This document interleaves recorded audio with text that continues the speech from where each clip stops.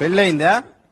ఒకసారి మా అమ్మ నాయన చేశారు, రెండోసారి మా పక్కింటి వాళ్ళు చేశారు. రెండోసారి పక్కింటోళ్ళు చేసేది ఏంది? అంటే మన గమ్మునుండే క్యారెక్టర్ కాదులేండి సార్. నువ్వు కరెక్ట్ గా చెప్పకపోతే మూడోసారి నేను చేస్తా. వద్దులేండి, ఇద్దరితోటి ఆగలేక వస్తుంటా మళ్ళీ మూడో నాకు అనుభవం దేంట్లో దేంట్లో అంటే నాకు పెళ్ళంట్రీ మళ్ళీ ఇప్పుడు అనుభవం అంటుంట్రీ. ఒరే ఉద్యోగం చేసిన అనుభవం రా.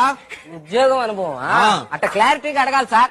దేంట్లో అనుభవం అనే ఉద్యోగం చేసిన అనుభవం అని అడగాలి. అదే 12 hours ఎక్స్పీరియన్స్. అబ్బో 12 hours ఎక్స్పీరియన్స్ తమరికా?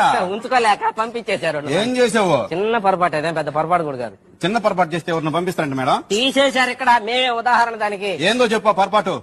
సైకిల్ కి పెట్రోల్ ఖర్చు 500 రూపాయలు. అది చిన్న పొరపాటు అదే కాదని తర్వాత తెలిసిన ఉద్యోగం తీసేసినారు. తమరు ఏం చదువుకున్నారు ఇంతకీ?